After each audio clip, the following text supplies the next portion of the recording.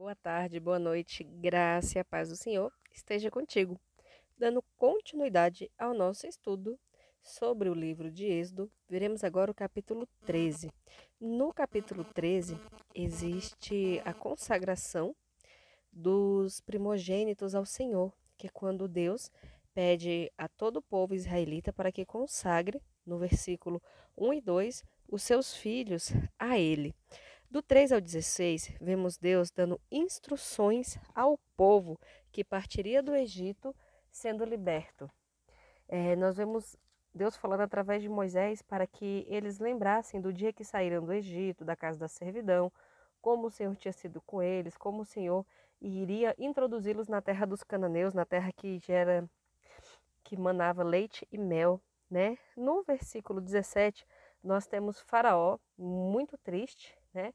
Deixando o povo ir. A Bíblia fala: tendo Faraó deixado o povo ir, Deus não o levou pelo caminho da terra dos filisteus, posto que era mais perto, pois disse: para que porventura o povo não se arrependa, vendo a guerra, e torne ao Egito.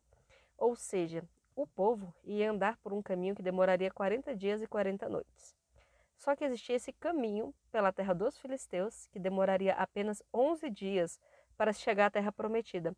Mas Deus, querendo que as pessoas tivessem experiências com ele, optou para que eles fossem pelo outro caminho, né?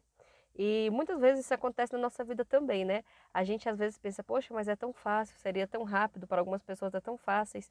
Então isso depende muito de quem somos nós, né? Às vezes, se nós fôssemos pelo caminho mais fácil, nós não teríamos as experiências com Deus, não teríamos a confiança que é necessária para agradar a Deus, né? No capítulo, Deus então leva o povo pelo caminho de 11 dias. Não os leva. No versículo 18, temos o caminho do Mar Vermelho e o deserto, né, no quarto dia. Então, o pessoal sai do Egito e vão andando por 4 dias, até se depararem com o Mar Vermelho. E o que é interessante lá no versículo 19 é que diz que eles também levam os ossos de José, né? Moisés levou consigo os ossos de José, porque lá em Gênesis, lá no último capítulo de Gênesis, no capítulo 50, José fez os israelitas jurarem que o dia que eles saíssem daquela terra, eles levariam com eles, né, a alçada dele para que não ficasse lá. E assim foi feito, né? Então o povo vai pelo deserto de Sucote, né, e acampa em Etam, a entrada do deserto. E o Senhor ia adiante deles durante o dia numa coluna de nuvem para guiar pelo caminho, e durante a noite numa coluna de fogo. A ilustração mostra, né, o povo vindo, Moisés à frente, um pouquinho mais atrás o povo, e a grande coluna de fogo que era o Senhor, né, aí já de frente ao mar. No versículo 21 e 22, nós vemos que Deus é diante deles. Nuvem de dia, coluna de fogo de noite. Capítulo 14, né? Perdão. No capítulo 13 também, Deus faz a instituição da Páscoa e pede para que se torne um dia sagrado. Ou seja, o Senhor, ele está tirando aquilo que é comum, né? Seja sagrado é algo especial, algo separado, né? E para que essa festa fosse celebrada uma vez por ano até o fim dos tempos, né? Para que se lembrassem de tudo aquilo que o Senhor havia feito pelo povo hebreu. No capítulo 14, do versículo 1 ao 4, nós vemos Deus dando estratégia ao povo para enganar Faraó. Deus disse o Senhor a Moisés: fala aos filhos de Israel que retrocedam e que se acampem defronte Pi-Airote, entre Migdol e o mar. Então, assim, ele fez o povo ficar andando em círculo, né? Para quê? Para que Faraó pensasse: esse povo não sabe o que faz, aonde estão indo. Mas lá no capítulo 4, nós vemos Deus falando, no versículo 4, nós vemos Deus falando assim: endurecerei o coração de Faraó para que os persiga, e eu serei glorificado em Faraó, e todo o seu exército saberão, e os egípcios, que eu sou o Senhor. Então, do capítulo 5 ao 10, realmente o coração de Faraó se endurece e ele resolve perseguir o povo hebreu. Ele pensa: por que eu deixei esses escravos, né? Mataram os nossos primogênitos, vamos persegui-lo. Aí no versículo 11 ao 12, né, nós vemos que quando o faraó vai chegando, os filhos de Israel ficam muito nervosos. Eles dizem a Moisés: será porque não havia sepulcro suficiente no Egito que você nos tirou de lá para que morramos aqui? né? Por que você não fez isso com a gente? Por que não trataste assim? Não é só isso que te dissemos no Egito? Deixa-nos para que sirvamos aos egípcios, pois era melhor servir aos egípcios do que morrer no deserto. Moisés então responde ao povo: Não temais, aquietai-vos e veja o livramento que o Senhor hoje vai nos dar e vos fará, por meio dos egípcios, né? O Senhor pelejará por vós. Alguma das raras vezes, né, Moisés respondeu com fé ao povo. Do 15 ao 22, nós vemos Moisés clamando, né, ao Senhor, mas o Senhor responde a Moisés: Moisés, por que clama a mim? Diz aos filhos de Israel que marche. Levanta o teu bordão, estende sobre o mar e divide-o, para que os filhos de Israel passem pelo meio do mar seco. Então isso é bem interessante, né? Quantas vezes nós estamos orando, jejuando, fazendo tanta coisa e a ordem é marchar, né? Igual Deus fala: Moisés, por que você está clamando a mim? Levanta o teu bordão e marcha. Moisés então bate no mar, né, na rocha, o mar se abre no meio, né? Deve ter sido muito emocionante. O povo começa a passar e é interessante porque a coluna de fogo que é à frente do povo passa agora atrás, como seja, Deus guardando, Deus se colocando entre o povo e Faraó. E Deus faz isso por nós também, né? Deus se coloca entre nós e os nossos inimigos, né?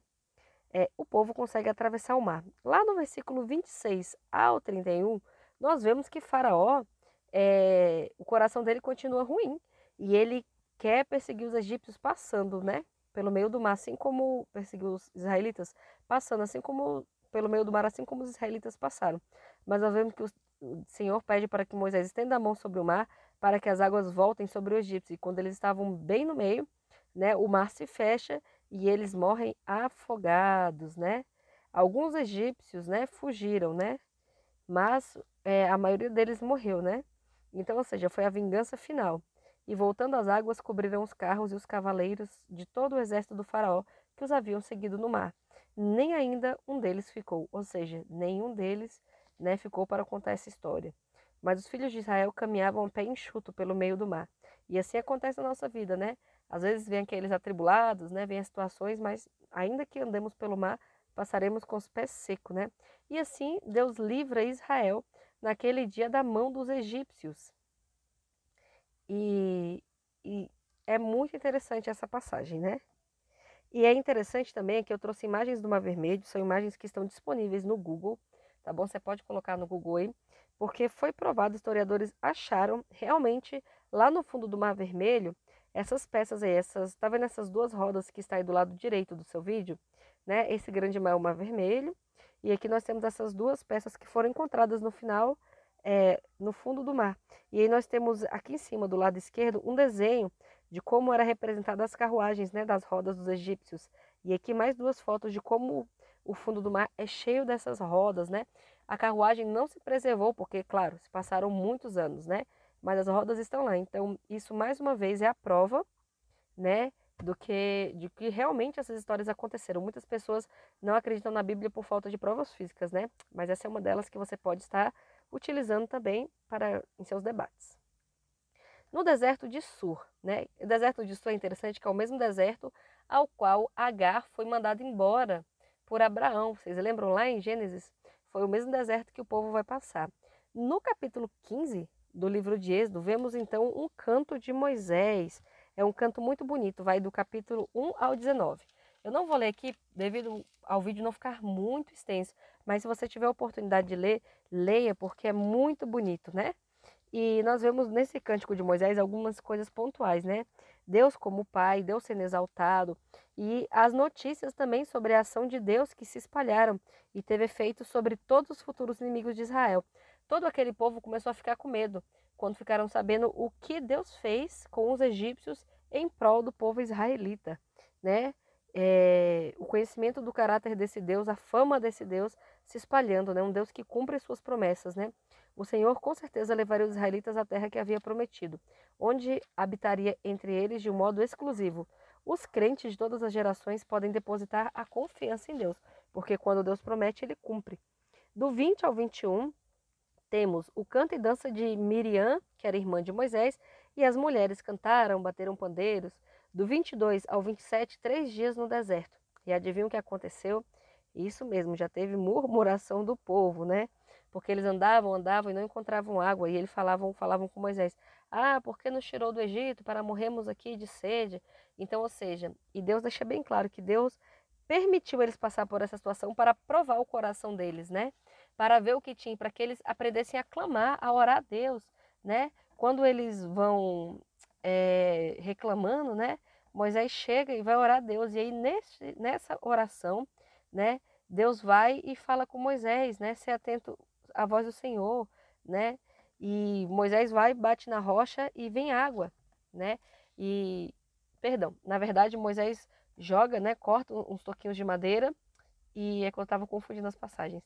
Joga uns toquinhos de madeira na água e a água que eles encontraram estava muito amarga. Então eles jogam um toquinho de madeira na água, Deus manda para que ele corte e essas águas elas se tornam doces. E Deus permitiu que eles passassem por isso para eles aprender a orar, a pedir, a conhecer esse Deus, né?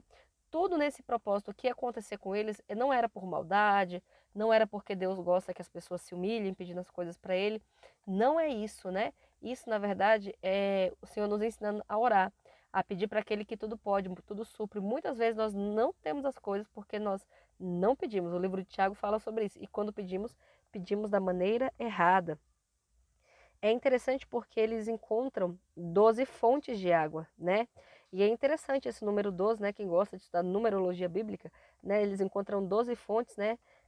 12 é o número de filhos de Jacó, 12 é o número das tribos, né? Foram 12 apóstolos. E eles encontram também 70 palmeiras, ou seja, os descendentes de israelitas que subiram para o Egito também foram 70. Olha que interessante, né?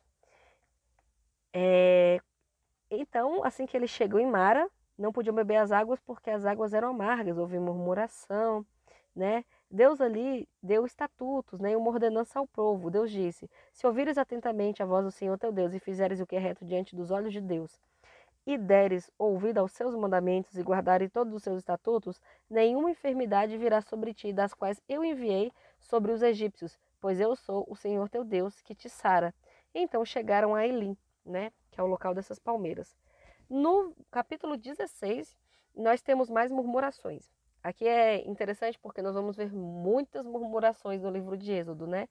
É de cortar o coração, né? Do 1 ao 3, as pessoas murmurando, né? Quando eles saem de Eli.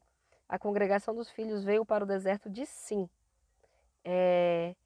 que estava 15 dias do segundo mês. Depois saíram da terra do Egito. Toda a congregação dos filhos de Israel murmuravam contra Moisés e Arão no deserto, dizendo sobre os filhos de Israel: quem nos dera tivéssemos morrido pela mão do Senhor na terra do Egito, quando estávamos sentados junto às panelas de carne e que comíamos pão para nos fartar, pois nos trouxeste a este deserto para nos matar de fome. É interessante porque parece que eles esqueceram todas as chicotadas, a escravidão, obrigados a fazer palha, né? Então é interessante, né? É como as pessoas esquecem rapidamente tudo aquilo que Deus fez, né?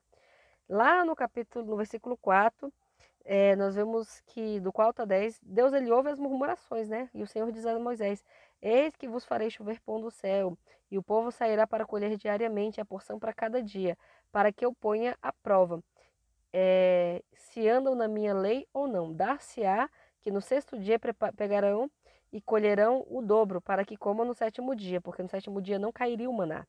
Então disse o Senhor a Arão e a todos os filhos de Israel: à tarde sabereis fazer o Senhor que vos tirou da terra do Egito, e pela mão vereis a glória do Senhor, porquanto ouviu as vossas murmurações.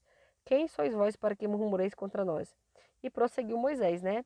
E à tarde vos dê carne para comer, e pela manhã pão que vos farte, porquanto o Senhor ouviu as vossas murmurações, como que vos queixas contra ele. Pois quem somos nós? As vossas murmurações são contra nós, e sim, não são contra nós, mas sim contra o Senhor, disse Moisés a Arão, né? E foi dito e feito, né? Deus ele mandava o maná e a pessoa só podia pegar a porção daquele dia. Também não por maldade, mas para que se confiasse no Senhor. E tinham homens ainda, né, que colhiam, né, pela manhã, esperando, colheram a mais, mas no outro dia o maná estava estragado. Então, ou seja, eram pessoas que estavam desobedecendo a Deus. No versículo do 11 ao 21, vemos que Deus manda codornizes e maná novamente, né? Mas o povo não ouve, né? Quando eles veem o maná, que significa o que é isto, né? Eles dizem um para o outro: o que é isto? O que é isto? pois não sabia o que era. Mas a Bíblia diz que ele era como sementes pequenas de coentro e doce como mel. Então, o que Deus nos dá, o alimento que Deus nos dá é doce como mel, né? E à tarde veio a chuva de codornizes, né? Para que eles tivessem carnes, né? A Bíblia diz que cobriu o arraial pela manhã e jazia o orvalho ao redor do arraial. Mas aí aqui no capítulo 20 nós vemos as pessoas pegando a mais, e isso também irritou a Deus. Do 22 ao 35, vemos Deus instituindo o descanso do sábado e a descrição do maná. O maná era branco, do tamanho das sementes de coentro, sabor de mel, e a ordem era guardar o maná. A ordem, e Deus também dá a ordem que Moisés recolhesse uma vasilhinha com o maná e tampasse, para colocar dentro da arca que futuramente seria feita. Moisés, nesse ponto aqui, não sabia ainda, para que as futuras gerações lembrassem de que o Senhor não os permitiu ficar com fome, né? Mas que o Senhor, com um braço forte, proviu, né? A provisão do maná significou muito para os israelitas, pois eles poderiam viajar sem preocupações até conseguir a sua terra prometida, né? O Senhor possibilitava descanso para que o povo não precisasse se preocupar com trabalhar, plantar e principalmente o descanso instituído no sábado, né? É uma pena que eles não deram tanta importância, né? Não deram tanto valor ao Senhor.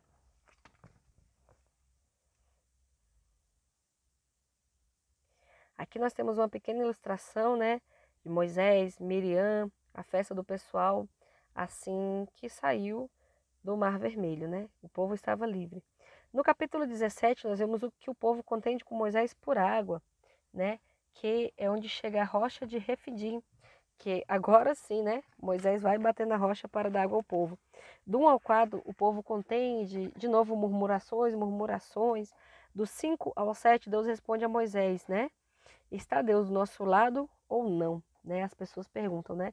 E o Senhor responde a Moisés: passa adiante do povo, toma contigo alguns anciãos de Israel, leva contigo a mão no bordão que feriste o rio e vai. Eis que estarei diante de ti e sobre a rocha do Horebe, e ferirás a rocha. Então Moisés bate e vem a água para que eles pudessem beber.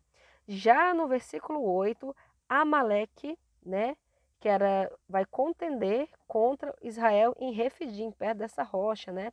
Como se espalhou a fama do povo de Israel, né? Já tinha gente de olho querendo derrotar para que o povo não ficasse forte.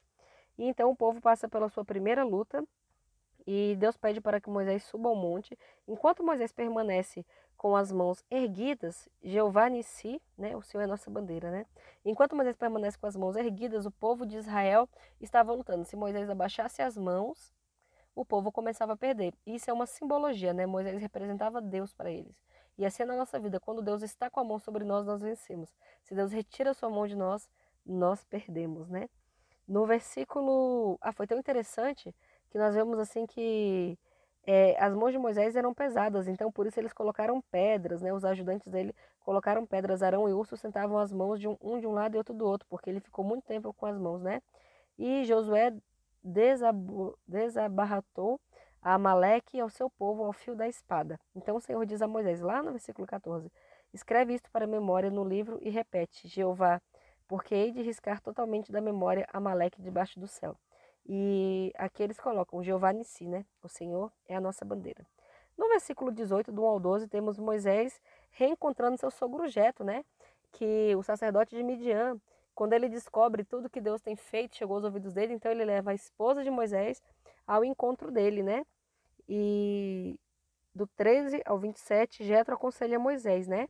Aqui é onde muitas igrejas que trabalham com célula nos lares, né, tiram a sua justificativa para tal, porque Jetro chega em Moisés e diz que Moisés estava só arrumando enfadonho para ele e para o povo, porque Moisés se assentava e julgava a causa de todos, mas nós sabemos que saíram 600 mil homens do Egito, então era muita gente.